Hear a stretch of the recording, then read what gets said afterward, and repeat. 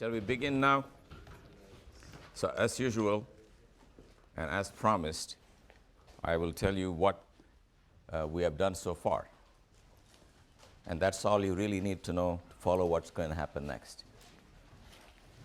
First thing we learned is if you're studying a particle living in one dimension, that's all I'm going to do the whole time because it's mathematically easier and there is not many new things you gain by going to higher dimensions. There's particles somewhere in this one-dimensional universe. Everything you need to know about that particle is contained in a function called the wave function and is denoted by the symbol psi. By the way, everything I'm doing now is called kinematics. In other words, kinematics is the study of how to describe a system completely at a given time. For example, in classical mechanics, for a single particle, the complete description of that particle is given by two things. Where is it and what its momentum is. Dynamics is the question of how this changes with time.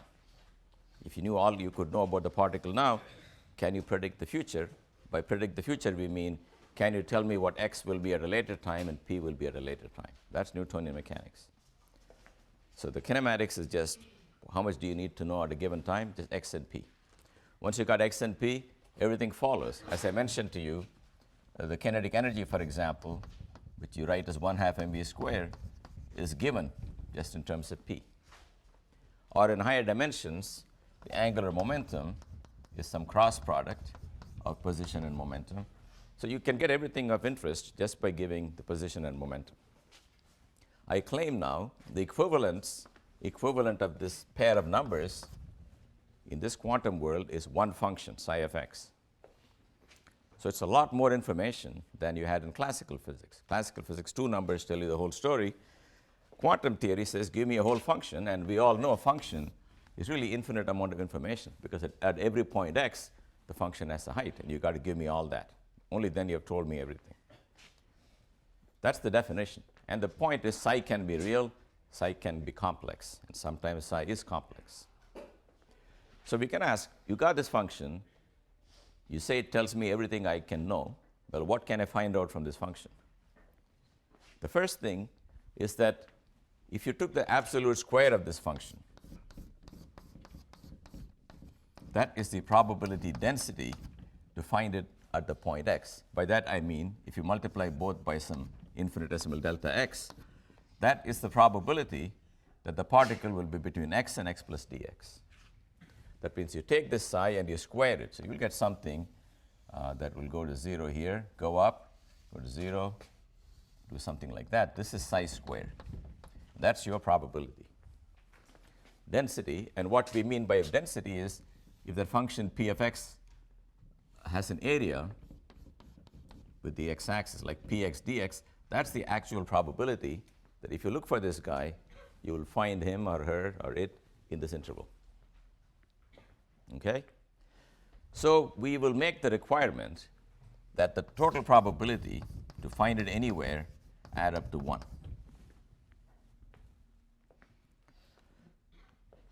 That is a convention because, well, in some sense, it's up to you how you want to define probability. You say, what are the odds I will get through this course? 50-50? Okay, that doesn't add up to 1. That adds up to 100. But it gives you the impression the relative odds are equal. So you can always give odds. You know, Jimmy the Greek may tell you something. 7:4, something's going to happen. They don't add up to 1 either. It means 7 divided by 11 is one thing, and 4 divided by 11 is the absolute probability. So in quantum theory, the wave function you're given need not necessarily have the property that its square integral is 1. But you can rescale it by a suitable number. I mean, if it's not 1, but if it's 100, then you divide it by 10, and that function will have a square integral of 1. That's a convention, and it's a convenience, and I will generally assume that we have done that. And I also pointed out to you that the function psi and the function 3 times psi stand for the same situation in quantum mechanics. So this psi is not like any other psi. If psi is a water wave, 3 inches versus 30 inches are not the same situation. They describe completely different things. But quantum mechanics, psi and a multiple of psi have the same physics because the same relative odds are contained in them. So given one psi, you're free to multiply it by any number. In fact, real or complex, that doesn't change any prediction. So normally, you multiply it by that number, which makes the square integral in all of space equal to 1. Such a function is said to be normalized. If it's normalized, the advantage is the square directly gives you the absolute probability density, and integral of that will give you 1. That's one thing we learned. You understand now? What are the possible functions I can ascribe with a particle?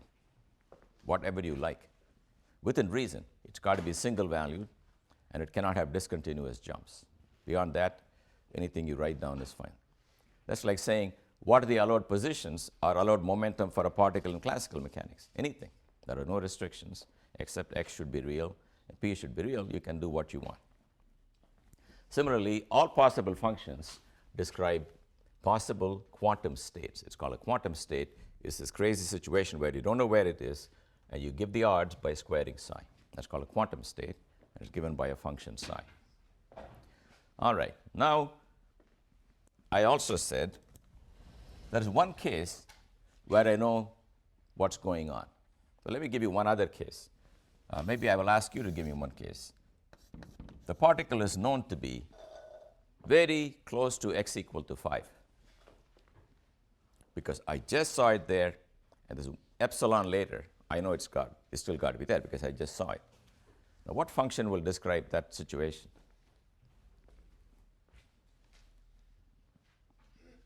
You guys know this. Want to guess? What will psi look like so that the particle is almost certainly near x equal to 5? Yeah? Centered where? Centered at 5. Everybody agree with that? I mean, the exact shape we don't know. Maybe that's where you're hesitating.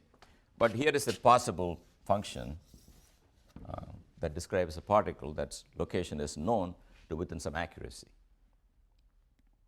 So one look at it, it tells you, hey, this guy is close to 5. I agree that you can put a few wiggles on it, or you can make it taller, shorter, change the shape a bit. But roughly speaking, here is what functions describing particles of reasonably well-known location look like. They're centered at the point, which is a well-known location. On the other hand, I'm going to call it psi x equal to 5.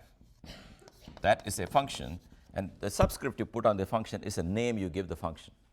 Like we don't go to a party and say, hi, I am human, right? You say, I'm so-and-so, because that tells you a little more than the whatever species you belong to. Similarly, these are all normalizable wave functions, but x equal to 5 is one member of this family, which means I'm peaked at x equal to 5. Another function I mentioned is the function psi sub p of x. That's a function that describes a particle of momentum p. We sort of inferred that by doing the double-slit experiment. That function looks like this, some number a times e to the ipx over h bar. Now, you can no longer tell me you have no feeling for these exponentials, because it's going to be all about the exponential. I've been warning you the whole term. Get used to those complex exponentials. It's got a real part, it's got an imaginary part, but much more natural to think of a complex number as having a modulus in the phase. And I'm telling you it's a constant modulus. I don't know what it is, but the phase factor should look like ipx over h bar. So if I wrote a function e to the I times 96 x over h bar, and I say, what's going on? Well, that's a particle whose momentum is 96. So the momentum is hidden in the function, right in the exponential. It's everything except the I, the x, and the h bar. Whatever is sitting there, that's the momentum. I'm going to study such states pretty much all of today. So let's say someone says, look, I produce a particle in a state of momentum p. Here it is. Let's normalize this guy. To normalize the guy, you got to take psi square, and you got to take the dx, and you got to get it equal to 1. If you take the absolute square of this, a absolute square is some fixed number. I hope you all know the absolute value of that is 1, because that times its conjugate which is e to the minus ipx over h bar will just give you e to the 0, which is 1. I want 1 times dx over all of space to be equal to 1. That's a hopeless task because you cannot pick an a to make that happen, because all of space, the integral of dx over all of space, is the length of the universe you're living in, and if that's infinite, no finite a will do it. So that poses a mathematical challenge, and people circumvent it in many ways. One is to say, let's pretend our universe is large and finite. It may even be the case, because we don't know. And I'm doing quantum mechanics, which I'm fooling around in a tiny region like atoms and molecules, and it really doesn't matter if the universe even goes beyond this room, right? It goes beyond this room, goes beyond the planet, goes beyond solar system. I grant you all that, but I say, allow me to believe that if it goes sufficiently far enough, it's a closed universe. So a closed universe is like this. A closed one-dimensional universe is a circle. In that universe, if you throw a rock, it'll come back and hit you from behind. In fact, you can see the back of your head in the universe because everything goes around in a circle. Okay? All right. So that's the world you take. Now, that looks kind of artificial for the real world, which we all agree seems to be miles and miles long. But I don't care for this purpose what L is, as long as it's finite. If L is finite, any number you like, then the psi of P of x will look like 1 over square root of L e to the ipx over h bar. Do you agree? If you take the absolute square of this, you'll get a 1 over L. This will become 1. Integral of 1 over L over the length of space is just 1. So that's the normalized wave function. Now, this is also a very realistic thing if in practice your particle is restricted to live in a circle. Again, there are a lot of experiments being done, including at Yale, where there's a tiny metallic ring, a nanoscale object, and electrons are forced to live in that ring. So the ring has a radius, and this L is just 2 pi r, where r is the radius. There, L is very real. It's not something we cooked up. It's the size of the ring. But sometimes, even if you're not doing particle in a ring, if you're doing particle on a line, you just pretend that the line closes in on itself. That if you start at the origin and you go on the two sides, it closes in. If this is x equal to 0, you go right and you go left, they all meet at the back, and it's a closed ring. So let's imagine what life looks like for a particle forced to live in a ring of circumference L. The normalized wave function looked like this of momentum p is 1 over square root of L e to the ipx over h bar. The probability to find this guy at some point x, which the absolute value of psi squared, is just 1 over L. That means the probability is constant over the entire ring. We don't know where it is. You can find it anywhere with equal probability. It's always true that if you know the momentum, you don't know where it is. Okay. Now, let's ask one other question. Here is the circle in which I'm living. If you look at the real part and imaginary part, which is sines and cosine, they're kind of oscillating. Do you understand that? When your x varies, they oscillate. And one requirement you make, that if you go all the way around and come back, it's got to close in on itself.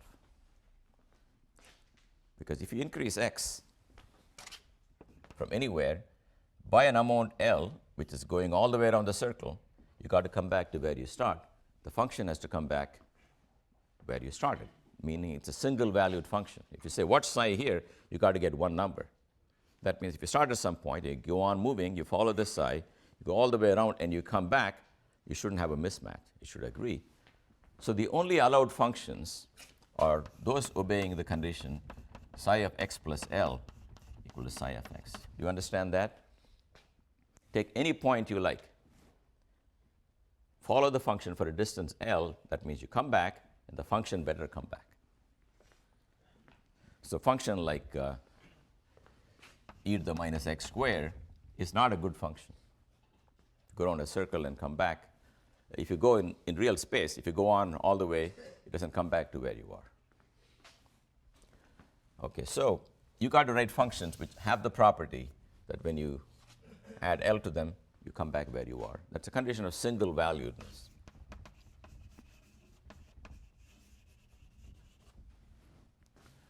So that means in this function, if I take it at some point e to the ipx, at some point x, then I add to it L, namely, I'm getting e to the ipx over h bar times e to the ipl over h bar. That has to agree with the starting value, which is e to the ipx over h bar. In other words, I'm comparing the wave function at the point x and the point x plus L. See, if your world is infinite, this is x plus L, this is x plus 2L. They're all different points. What the function does here has nothing to do with what it does here. But if you wrapped out the region back into itself, what it does when you go distance L is no longer independent of what it does at the starting point. It has to be the same thing. Therefore, I'm just applying the test. I'm saying take the function at x plus L, factorize it this way, demand that it be equal to the function at x. These cancel, and you learn then that e to the IPL over h bar should be 1. Now, how can that be 1? Well, one way is p equal to 0. But I hope you know that it's not the only way. Do you know how else it can be 1? Should p be 0? Pardon me? I didn't hear that. Sorry? I didn't hear that again. You still have to say louder. If it's infinity, sometimes you can get 1. Any other answers? Yeah? If it's a multiple of 2 pi. Is that what you said? Multiple of 2 pi? Sure. Good. I'm glad you didn't say it loud enough. Okay, good. So it's a multiple of 2 pi, because any trigonometric function, if you add 2 pi or 4 pi or 6 pi to its argument, doesn't change. And you should never forget the fact that this exponential is a sum of two trigonometric functions, cosine plus I sine, and they all come back. Therefore, it is too strong to say p should be 0. P should be such that p L over h bar is 2 pi times any integer, where the integer can be 0, plus minus 1, plus minus 2, etc.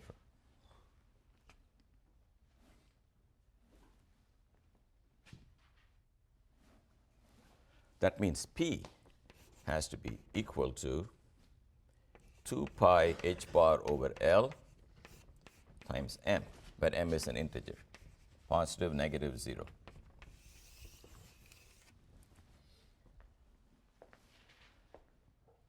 Now, this is a very big moment in your life. Why is it a big moment? Yes? You don't know? Well, if you haven't done it before, this is the first time you're able to deduce the quantization of a dynamical variable. This is the first time you realize this is the quantum of quantum theory. The allowed momenta for this particle living in there, you might think it can zip around at any speed it likes. It cannot. Especially in a ring of nano proportions, these values of p are all discrete. P times 2 pi h bar over L times 0 is here, times 1 is here, times 2 is here, 3 is here, minus 1, minus 2. These are the only allowed values of p. That's the case of quantization. And the quantization came from demanding that the wave function had a certain behavior that's mathematically required. The behavior in question is single valuedness. Now, I can say this in another way.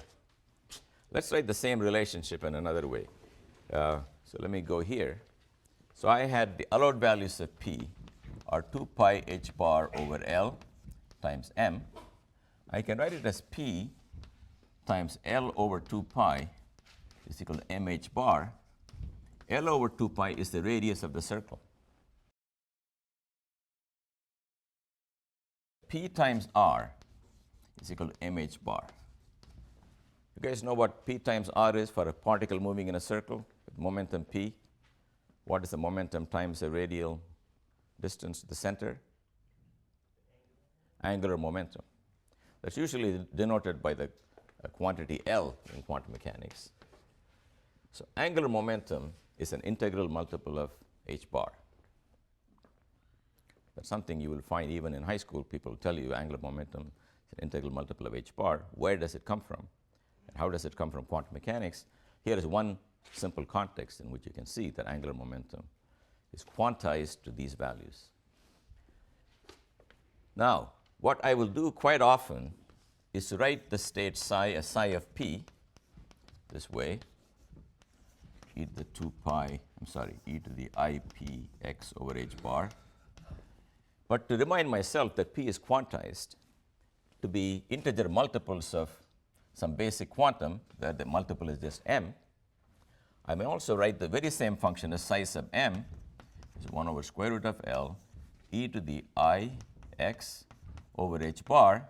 But for p, you put the allowed value, which is 2 pi h bar over L times m. And what do you get? You get 1 over square root of L times e to the 2 pi I m x over L.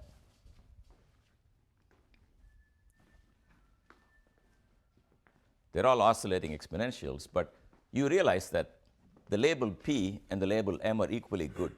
If I tell you what m is, you know what the momentum is because you just multiply by this number. So quite often, I'll refer to this wave function by this label m, which is as good as the label p. The nice thing about the label m is that m ranges over all integers. P is a little more complicated. P is also quantized, but the allowed values are not integers, but integers times this funny number. In the limit in which L is very, very large compared to h bar, the spacing between the allowed values becomes very, very close. And you may not even realize that p is taking only discrete values. So when you do a macroscopic problem where L is 1 meter, the spacing between one allowed p and another allowed p will be so small you won't notice it. So even if you lived on a real ring of circumference 1 meter, the momenta that you'll find in the particle will look like any momentum is possible.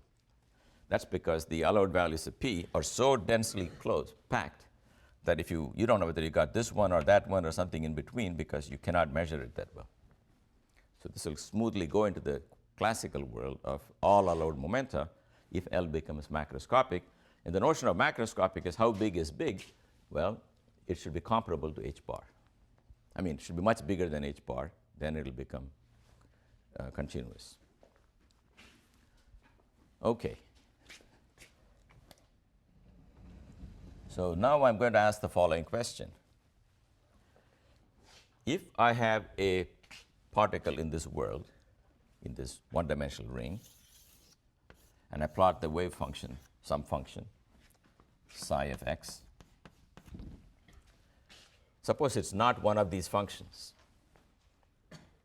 It's not e to the I p x over h bar. It's some random thing I wrote here. Of course, it meets itself when you go around a circle. That's a periodic function. Be very careful. A periodic function doesn't mean it oscillates with a period. In this case, periodic means when I go around a loop, it comes back to a starting value. It doesn't do something like this, where the two don't match. That's what I mean by periodic. Doesn't mean it's a nice oscillatory function. These guys are periodic and oscillatory with the period. These are periodic only in the sense that if you go around the ring, you come back to the starting value of the function.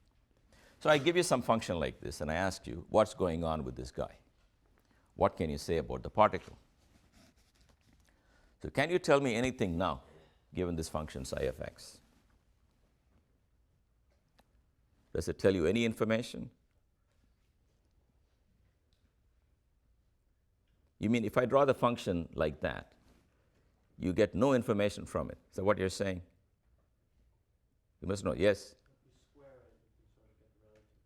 Yes, look, if you knew that, you got to say that, because if I think that you didn't realize that, I know we are both in serious trouble. Okay, that's correct. I want to reinforce the notion over and over again. A wave function should tell you something. Square it, you get the probability. If you don't square it, don't think it's a probability because it can be negative, it can even be complex. Don't forget, if you square it, you get the probability. To find a certain position, that means if you went around with this little Heisenberg microscope all over the ring, and you catch it and you say, good, I found it here, and you do that many, many times. By many, many times, I mean you take 1,000,000 particles in 1,000,000 rings, each in exactly this quantum state and make measurements, then your histogram will look like the square of this function. But there is more to life than just saying where is the particle, because in classical mechanics, you also ask what is its momentum. The question I'm asking you is, what is the momentum you will get when you measure the momentum of a particle in this quantum state? You know the answer only on a few special cases. If by luck your function happened to look like one of these functions. Right now I've not told you what psi is, it's whatever you like. But if it looked like one of these, you're in good shape. Because then the momentum is whatever p you find up here. But it may not look like that. This guy doesn't look like that. So then the question is, if you measure momentum, what answer will you get? Now that is something, anybody know what the answer is?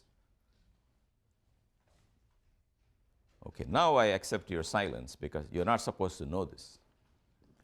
This is a postulate in quantum mechanics. It's not logic, it's not mathematics. No one could have told you 300 years ago this is the right answer. So this is another postulate. Just like saying psi square is probability to find it at x, there is a new postulate. It addresses the following question. If I shift my attention from position to momentum, and I ask, what are the odds for getting different answers for momentum? That answer is actually contained in the same function psi of x in the following fashion. Take this function psi of x and write it as a sum over p of these functions psi p of x with some coefficient ap. I can also write it equally well as the same function labeled by an integer m, and I want to call the coefficient m. They are exactly the same thing. P and m are synonymous. The same function, this function is called psi m because they contain the same information on the momentum. So either you can write it this way if you want to see the momentum highlighted, or you can write the function this way if you want to see the quantum number m highlighted. But they stand for the same physics. If m is equal to 4, it means the cosine and the sine contained in the complex exponential finish 4 complete oscillations as you go around the cycle. All right, so here's what you're told. Take the arbitrary periodic function, write it as a sum of these functions, each of definite momentum, with some coefficient. Then the probability that you will get a momentum p when you measure it, which is the same as the probability you will get the corresponding m, is nothing but the absolute square of this coefficient.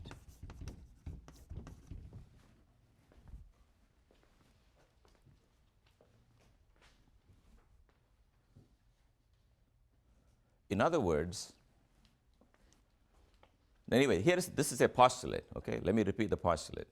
Somebody gives you a function, you write that function as a sum of all these periodic functions, each with the index m, multiply each with a suitable number so that they add up to give you the function that's provided to you.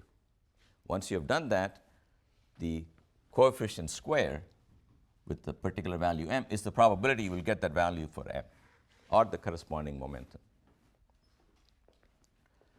So there are two questions one can ask at this point.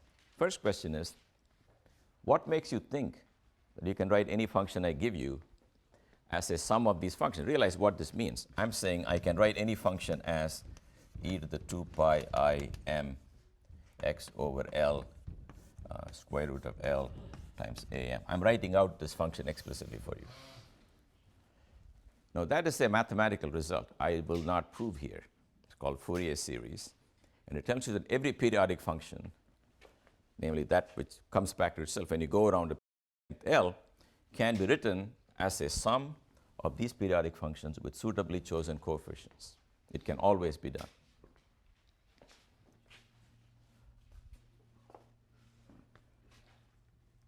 That is analogous to the statement that if you are, say, living in 3 dimensions, and that is a vector v, and you pick for yourself 3 orthonormal vectors, I, j, and k, then any vector v can be written as vx times I plus vy times j plus Vz times k. In other words, I challenge you to write any arrow in 3 dimensions, starting from the origin and pointing in any direction of any finite length. I will build it up for you using some multiple of I, sum of j, and sum of k. We know that can be done. In fact, that's if you want the technical definition of 3 dimensions. Yes? With like the Fourier case, would there be one unique way of writing a specific function? Good point. That's correct. That'll be a unique way. There is. There is. You agree in 3 dimensions, there is no other mixture except this one. If somebody comes with the second way of writing it, you can show that the second way will coincide with the first way.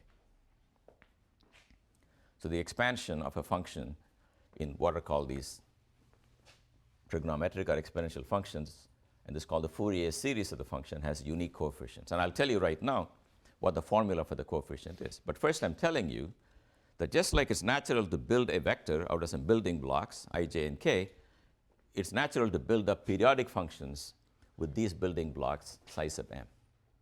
The only difference is there you need only 3 guys.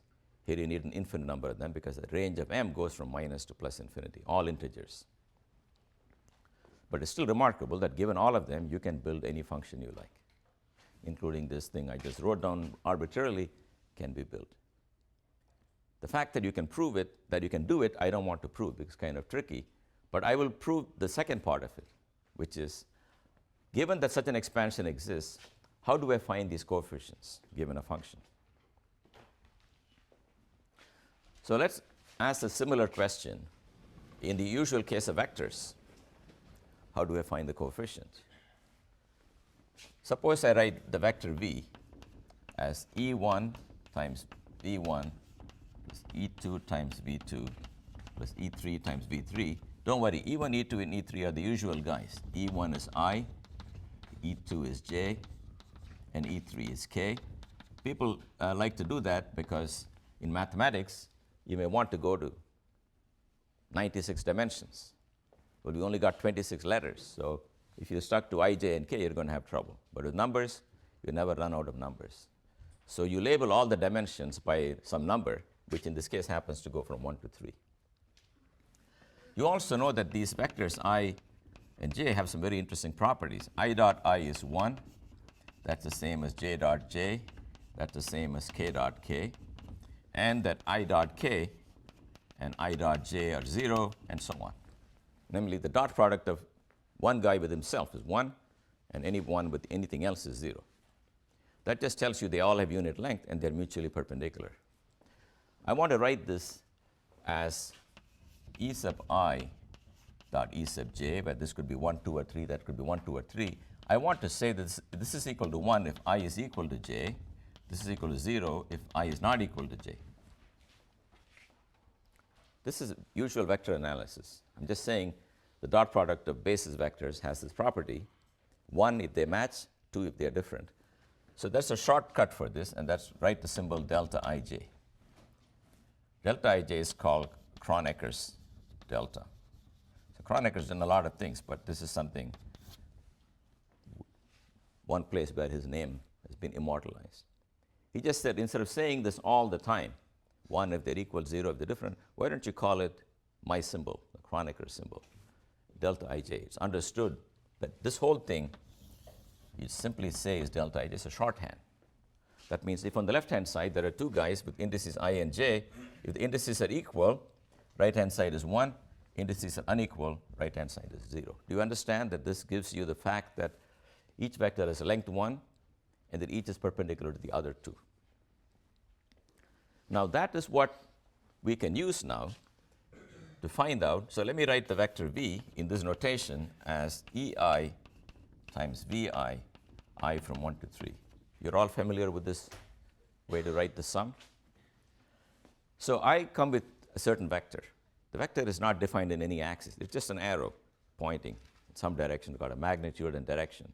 And I say, can you write the vector in terms of I, j, and k? And the answer is, yes, of course I can. So here is your vector, v. Here is, if you like, e1, e2, and e3. The claim is some mixture of e1, e2, e3 will add up to this v. That's granted. But how much? How much e1 do I need? How much e2 do I need? That's a very simple trick for that. Anybody know what that trick is? You might know that trick. You've seen it anywhere? Okay, here is the trick. Suppose you want to find V2. You take the dot product of both these things with E2. Take E2 dot this and take dot product with E2. What happens is you will get the dot product can go inside. You will get EI dot E2 times VI, where I goes from 1 to 3. What is EI dot E2? EI dot E2 is delta I2. That means if this index I is equal to 2, you get 1. If it's not equal to 0, you strike out, you get 0. So of all the 3 terms in this, only 1 will survive. That's the one when I is equal to 2, in which case you will get 1. That's multiplying V2, so it will give you V2. So to find the component number 3, you take the dot product of the given vector with E3. And that will give you, you can see, that will give you V3 or V2 or whatever you like. I'm going to use a similar trick now in our problem. The trick I'm going to use is the following. So the analogy is, just like you had V equal to sum over I EI times VI, I have psi of x is equal to sum over m of some am times the function psi sub m of x. You understand that psi sub m is a particular function, which I don't want to write every time, but if you insist, it is 2 pi I m x over L divided by square root of L. So I'm trying to find this guy. How much is it? Right? That's the question. Now, here we had a nice rule. The rule says EI dot EJ is delta IJ. That was helpful in finding the coefficients. There's a similar rule on the right-hand side, which I will show you, and we can all verify it together. The claim is psi m star of x times psi n of x dx from 0 to L is in fact delta mn.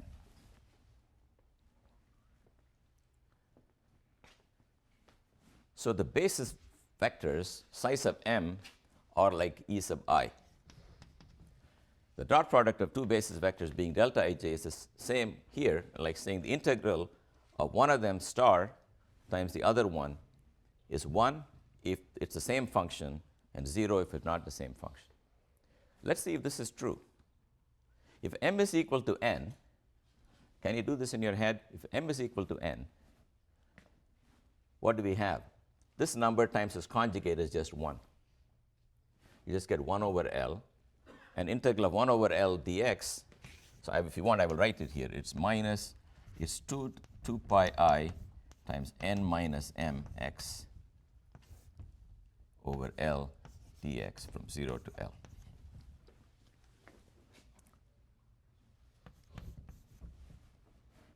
Do you understand that? You take the conjugate of the first function, that's why it's a minus m here, and take the second function, which is e to the 2 pi I n over L times x. I'll wait till you have time to digest that. The product of psi m star with psi n, you combine the two exponentials, but the thing that had m in it has a minus m here because you conjugated everything. So I'm saying, what is the integral going to be? If n is equal to m, you can see that in your head. This is e to the 0. That is just 1. Integral of dx is L. That cancels the L. You get 1. That's certainly true if m is equal to n. If m is not equal to n, suppose it is 6. Doesn't matter. This will complete 6 full oscillations in a period, the sine and the cosine. But whenever you integrate a sine or a cosine over some number of full periods, you get 0. So this exponential, when integrated over a full cycle, if it's got a non-zero exponent, integer exponent will give you 0. So you see the remarkable similarity between the usual vector analysis and these functions. This is an arbitrary vector, this is an arbitrary function. E1, E2, E3 are basis vectors, psi sub m, or if you want, basis function. I can build any vector out of these unit vectors. I can build any function out of these basis functions. And finally, if I want to find out a coefficient, what should I do?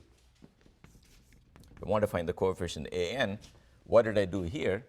To find v sub I or v sub j, you take v dot ej, where j could be whatever number you picked. Because if you take the dot product of the two sides, when you take dot product with ej, the only guy who survives is I equal to j. That'll give you the vj. So similarly here, I claim the following is true. If you do the integral of psi n star x times a given function dx from 0 to L, you will get an.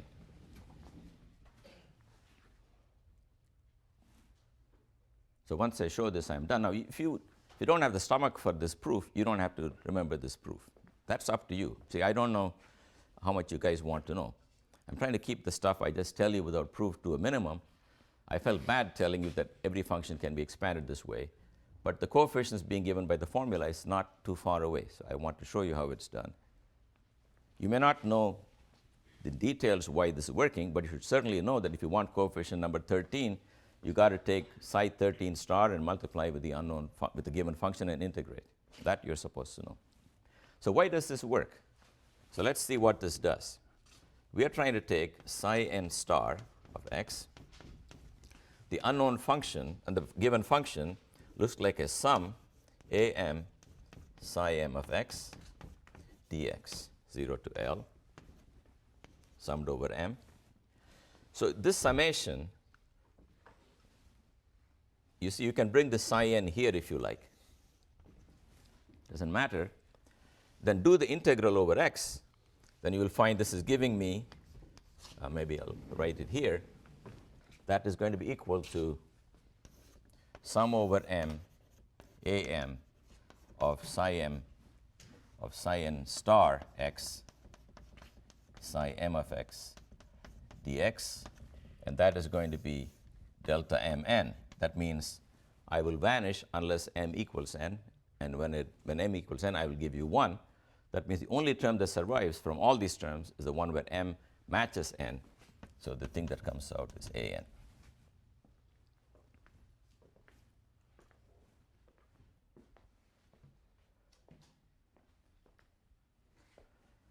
Once again, you will see this in my notes, but do you have any idea what I did or where this is going? In quantum theory, if you want to know what will happen if I measure momentum for a particle living in a ring, you have to write the given function in terms of these special functions, each identified as a definite momentum with suitable coefficients. The rule for finding coefficient a sub n is to do this integral of psi n star, this one. This is the rule. A sub n is the integral of psi n star psi dx. And once you found the coefficients for all possible n, then the probability that you will have some momentum corresponding to m is just am squared. That is a recipe. What the recipe tells you is, if your function is a special function with a definite momentum, of course you will get that momentum as the answer when you measure it. If your function is a sum over many different momentum functions, then you can get any of the answers in the sum, but if it had a big coefficient in the expansion, it's more likely to be that answer. If it had a small coefficient, it's less likely. If it had no coefficient, you won't get that momentum at all. That's like saying if you had psi of x, it's likely where it's big, unlikely where it's small, and impossible where it is 0.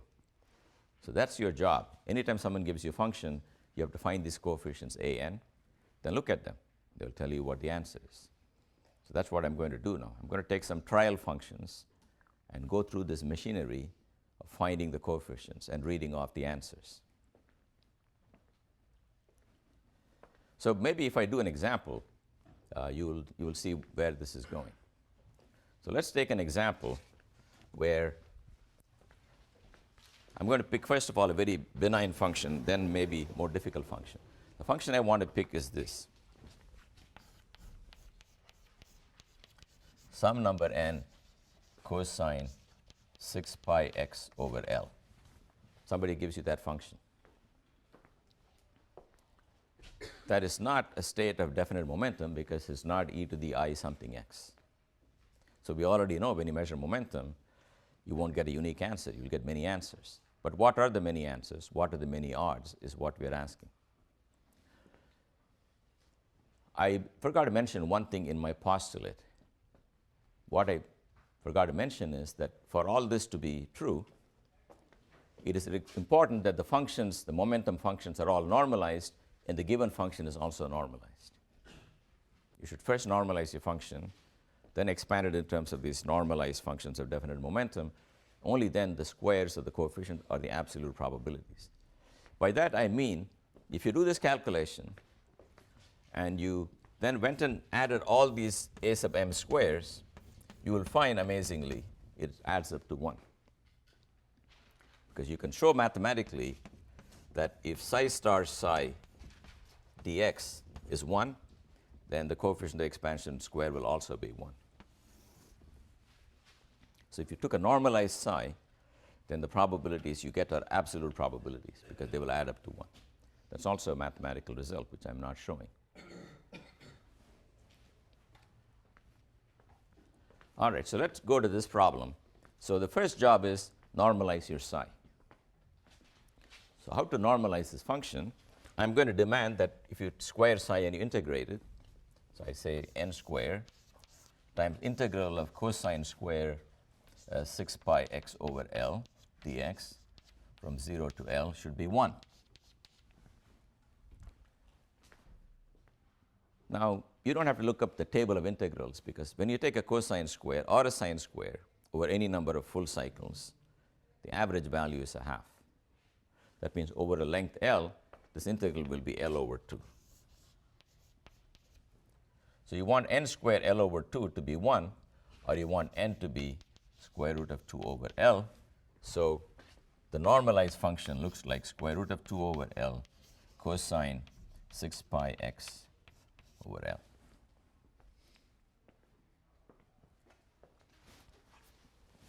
So that's the first job. Second is, you can ask now, what are the coefficients a n?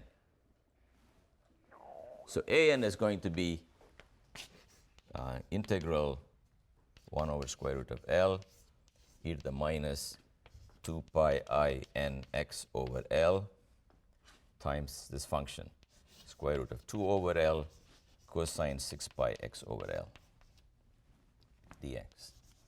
Are you with me? That's the rule. Take the function, multiply by psi n star, which is this guy here. This is the psi n star. This is the psi that's given to you. And you're integrating the product in the interval. That will give you a n. But I claim, yeah, if you want, you can do those integrals. But I think there's a quicker way to do that. Have any idea what the quicker way, just by looking at it? In other words, if you can guess the expansion, I'll say I will take it. Can you guess what the answer looks like without doing the work?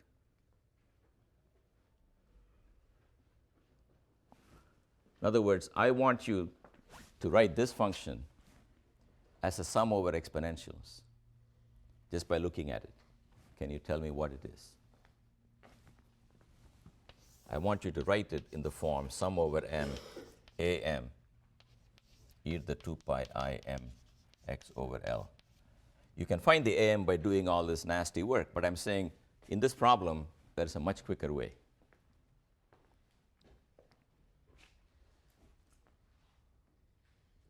You see it anywhere? What's the relation between trigonometric functions and exponential functions? Yep. Euler's formula? And what does it say? E to the ix equals cosine x plus I sin x. Yes. But now I want to go the other way. It is certainly true that cosine theta, e to the I theta is cosine theta plus I sin theta. I told you, you forget the formula at your own peril. The conjugate of that is e to the minus I theta is cosine theta minus I sin theta. If you add these two, you will find cosine theta is e to the I theta plus e to the minus I theta over 2. And if you subtract them and divide by 2I, you will find sine theta is e to the minus over 2I. Now, I wanted you to be familiar with complex numbers enough so that when you see a cosine, the two exponentials jump out at you. Otherwise, you will be doing all these hard integrals which you don't have to do. That's like saying sine square plus cosine square is 1, but you don't look it up, right? That's something you know. What you look up is your social security number or mother's maiden name. You are allowed to forget those things. You look in a book, okay, that's the name. But this you have to know. You cannot go anywhere without this. Because if you don't know it all the time, you must have done these trigonometry calculations in school, right? You got to plug in the right stuff at the right time for things to all cancel out. You cannot say, I will look it up, because you don't know what to look up. So everything should be in your head. And the minimum you should know is this. The minimum. Therefore, I can come to this function here, and I can write it in terms of, so what I'm telling you is psi of x, which was given to us, is equal to the square root of 2 over L times cosine 6 pi x over L. But I'm going to write it as square root of 2 over L times 1 over 2 e to the 6 pi I x over L plus e to the minus 6 pi I x over L.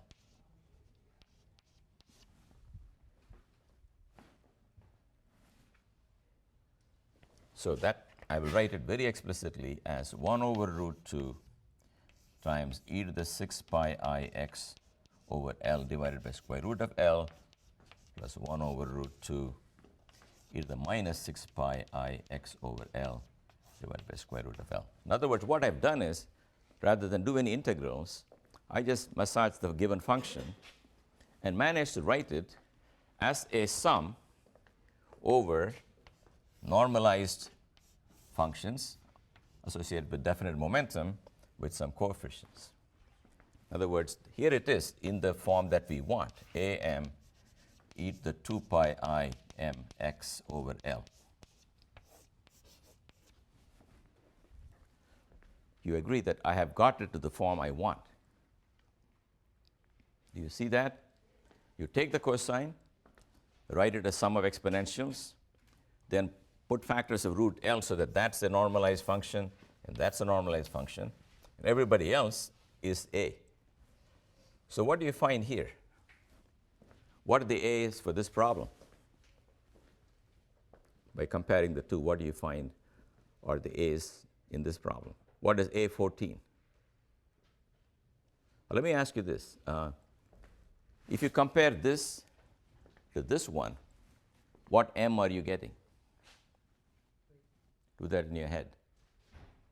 If you compare this to this one, what is M? Pardon me? 3. M is 3 for this guy. So this is really psi sub 3, and this is psi sub minus 3. Because you can see there are two momenta in the problem. And you can stare at them, you can see right away. Therefore, A sub 3 is 1 over root 2, and A sub minus 3 is also 1 over root 2. Therefore, the probability for m equal to 3 is 1/2, and the probability for m equal to minus 3 is 1/2, and nothing else. All other a's are 0.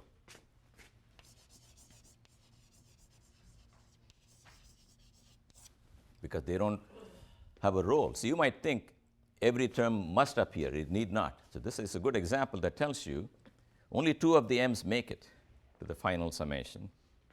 All the other m's are 0. They happen to come with equal coefficients, 1 over root 2.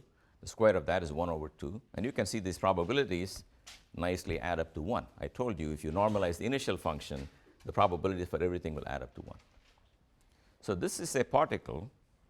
If a particle is in a wave function cosine 6 pi x over L, which is a real wave function, and you can plot that guy going around the circle. It describes a particle whose momentum, if you measure, will give you only one of two answers. M equal to 3 is P equal to 2 pi h bar over L times 3, or minus 3, plus or minus 6 pi h bar over L. You can see that too. I mean, just look at this function. If you call it e to the IPX, P is 6 pi h bar over L. So this particle has only two possible answers when you measure momentum. So it is not as good as the single exponential, which has only one momentum in it. This is made up of two possible momenta. But you won't get anything else. You will not get any other momentum if you measure this. So if you got m equal to 14 as a momentum, there is something wrong. Okay? It's still probabilities, but it tells you that there is non-zero probability only for these two. Now, in a minute, I will take on a more difficult problem where you cannot look at the answer, you cannot look at the function psi, and just by fiddling with it, bring it to this form. Do you understand? It is very fortunate for you that I gave you a cosine, which is just the sum of two exponentials. So the two what are called plane waves exponentials are staring at you and you pick them up. I can write other functions, crazy functions, for which you will have to do the integral to find the coefficient.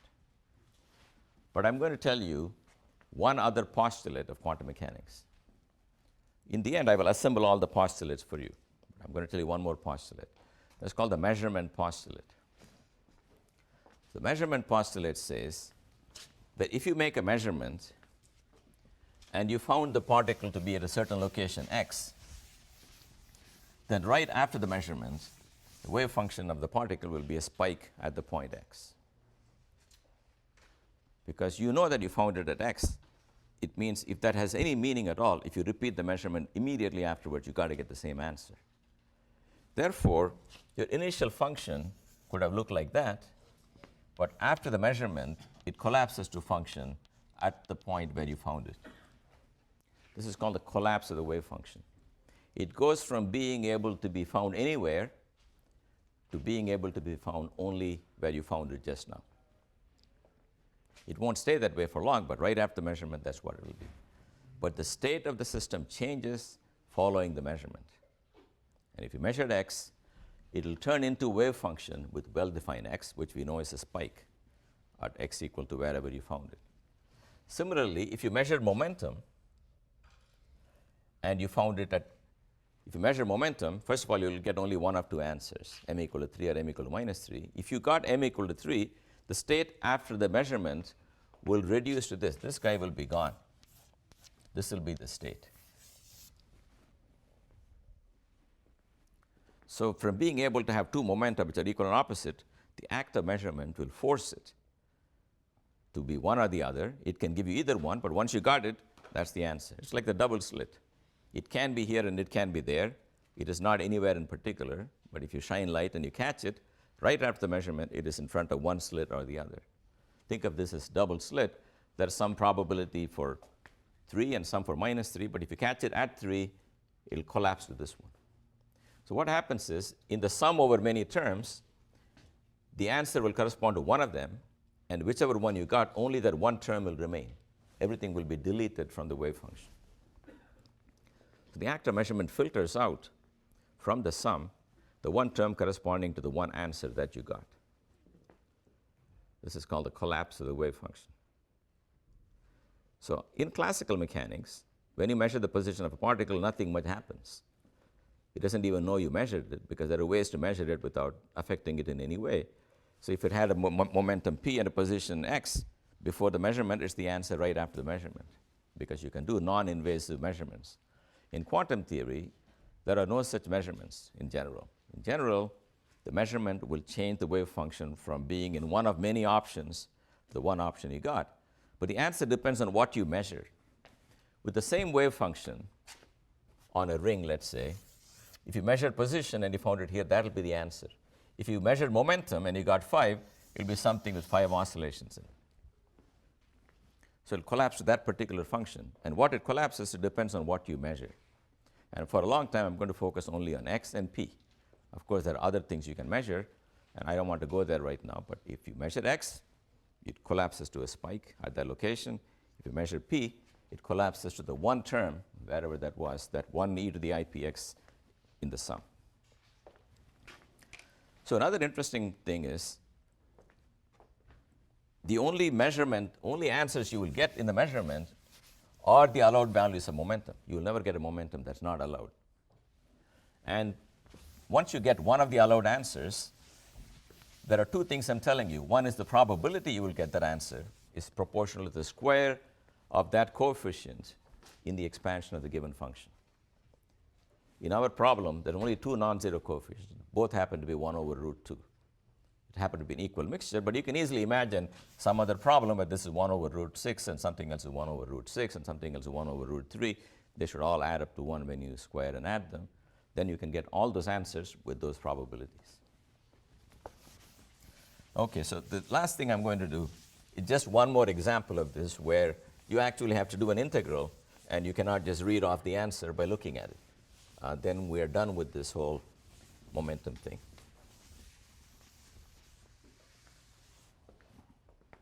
So I will write the postulates later, so I don't want to write it in my handwriting, but one final time. Measurement of x collapses the function psi of x to a spike at x. Measurement of p collapses psi to that particular plane wave with that particular p or m on the exponent. And after that, that's what's taken to be. People always ask, how do we know what state the quantum system is in? Who tells you what psi of x is? It's the act of measurement. If you measured the guy and you found him at x equal 5, the answer is psi is a big spike there. If you measure momentum and you got m equal to 3, the answer is that particular wave function with 3 on the exponent. So measurements are a way to prepare states. Okay. By the way, it's very important that if you had a system like this, the probability for getting a certain x, say at this x, is proportional to the square of that number.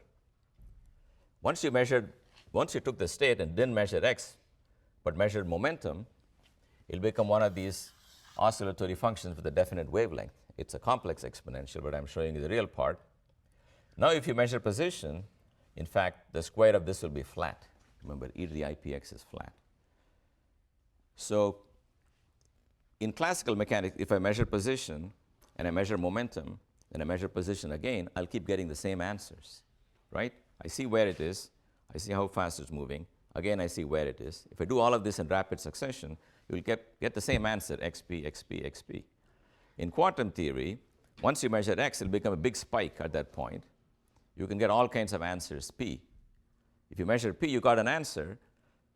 That answer is a new wave function, which is completely flat. That means if you measure x, you will no longer get the old x. In fact, you can get any x. That's why you can never filter out a state with well-defined x and p, because states of well-defined x are very spiky, and states of well-defined p are very broad. So you cannot have it both ways. And that's what I want to show you in this final example. I'm going to take the following wave function on this ring. The function I'm going to take is psi is some n e to the minus alpha mod x. Mod x means this is x equal to 0. To the right, it falls exponentially, and to the left, it falls exponentially. Is it clear what I'm saying here? This is my ring, and I'm trying to plot the function. It is highest at the origin and falls exponentially equally for positive and negative x. So that's the meaning of mod x. So how far can you go before psi becomes negligible? Well, that's when e to the minus x is a big number. So I'm going to assume that when you go all the way around half the circle, I'm going to assume alpha L is much bigger than 1. That means this function dies very quickly. It's pretty much negligible beyond some distance. How far does the function live? Roughly speaking, you can go a distance delta x, so that alpha times delta x is roughly 1. Because if you plot this exponential, you ask when does it come to, say, half its value or 1/4 of its value, you will find some number of order 1 over alpha. So this is a particle whose position has an uncertainty of order 1 over alpha. So you can make it very narrow in space, so you know pretty much where it is, or you can make it broad. But I want to consider only those problems where even if it's broad, it's dead by the time you go to the other side, to the back. That's for mathematical convenience. So this is the state. And I want to ask myself any question we can ask. First question I can ask is, if I look for its position, what will I find? I think we have done it many, many times. You square the guy, you get n squared e to the minus 2 alpha mod x. So that's the shape. That shape looks the same. If you square an exponential, you get another exponential. But now let me demand that this integral dx be equal to 1. So what is that integral? I hope you can see that this function is an even function of x because it's mod x. So it's double the answer I get for positive x.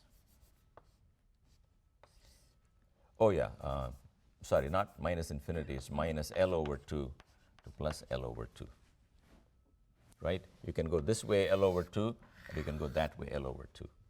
So it's n squared is 2 times e to the minus alpha x, 2 alpha x dx. Pardon me? Yes, thank you. Right. So I'm going to now assume that in the upper limit of the integration, instead of going up to L over 2, I go to infinity. It doesn't matter because this guy is dead long before that. That's why I made that choice, so that I'm going to write this 2 times n squared times 0 to infinity e to the minus 2 alpha x dx. So that's a pretty trivial integral. It's just 1 over 2 alpha. If you want, I will write it out. It's e to the minus 2 alpha x divided by minus 2 alpha from 0 to infinity. At the upper limit, when you put infinity, you get 0. At the lower limit, when you put x equal to 0, you get 1. There's a minus sign from this, and you get n squared over alpha. Should be 1, or n is equal to square root of alpha. So my normalized wave function, this is the first order of business, is square root of alpha e to the minus alpha mod x.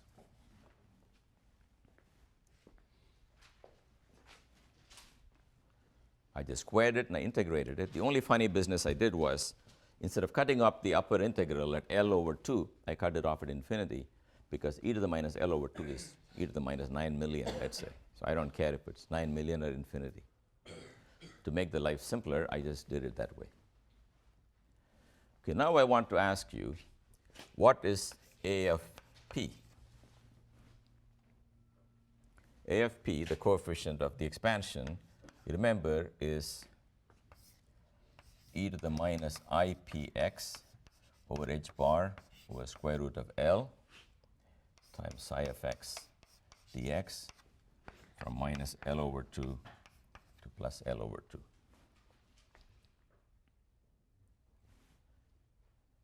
Now I'm going to work with P rather than M.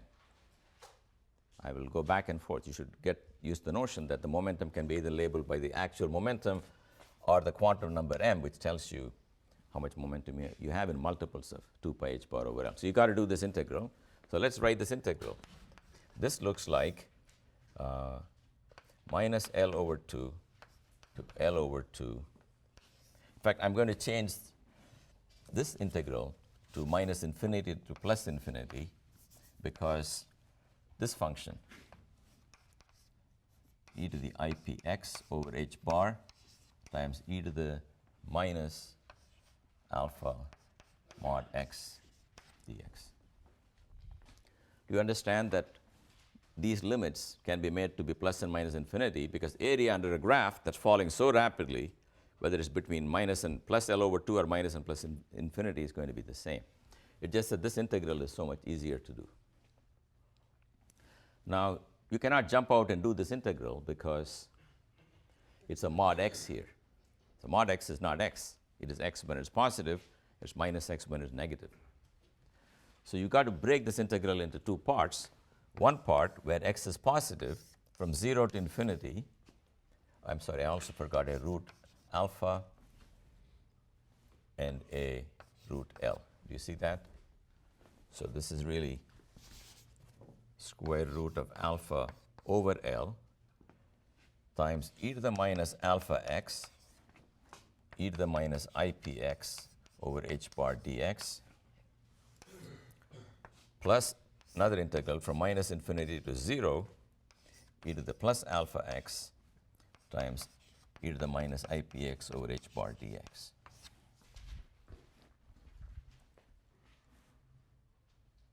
I split the integral into two parts. So I didn't make a mistake here. This really is e to the plus alpha x because x is negative.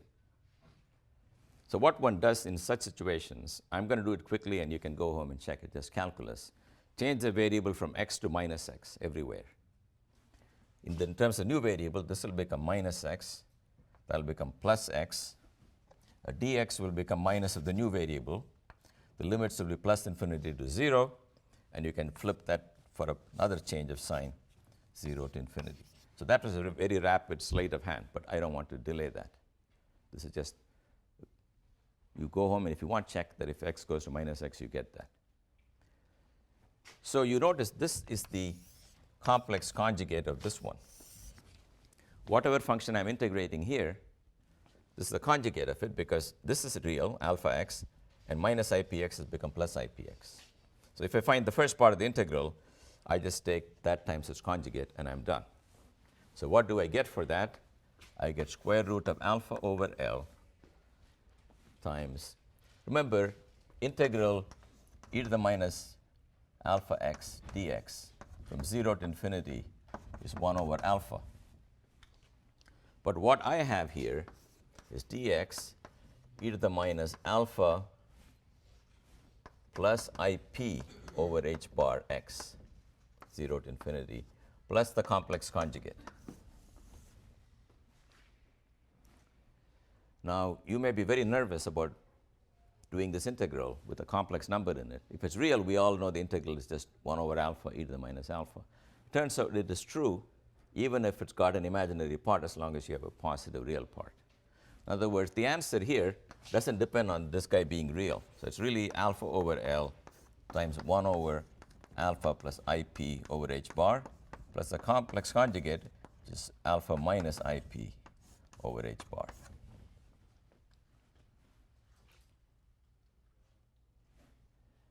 Now, you should be able to combine these two denominators, and you get square root of alpha over L divided by alpha square plus p square over h bar square times 2 alpha.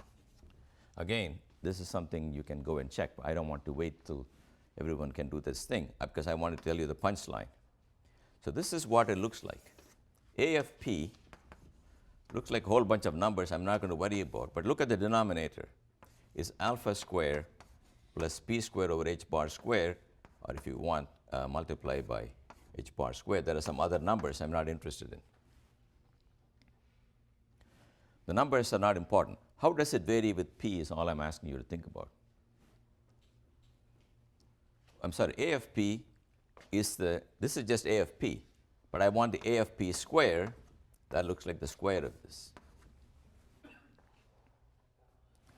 All I want you to notice is that this function is peaked at p equal to 0 and falls very rapidly as p increases. When p is 0, you got the biggest height. When does it become half as big or 1/4 as big? Roughly when p squared is equal to h squared alpha square. Because that's when these numbers become comparable.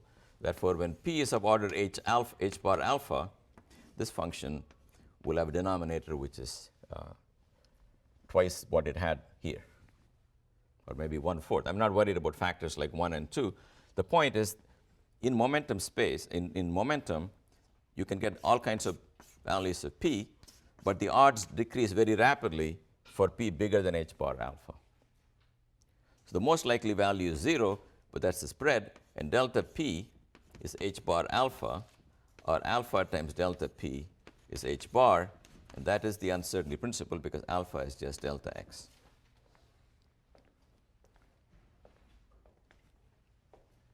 By the way, I will publish these notes too, so you don't have to worry if you didn't write everything down. I suggest you, yes?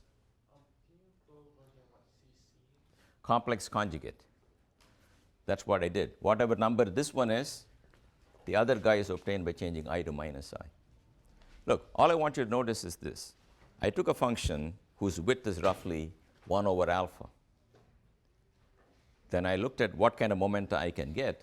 Then I find that the narrower the function, bigger the spread in the possible momenta you can get. So squeezing it in X broadens it out in P. And that's the origin of the uncertainty principle. It's simply a mathematical result that functions which are narrow in X have a Fourier series which is very broad in P. The quantum mechanics relates P to momentum and therefore the uncertainty principle. So anyway, I will give you some homework on this, and you can also fill in the blanks of this derivation, which I think is very useful.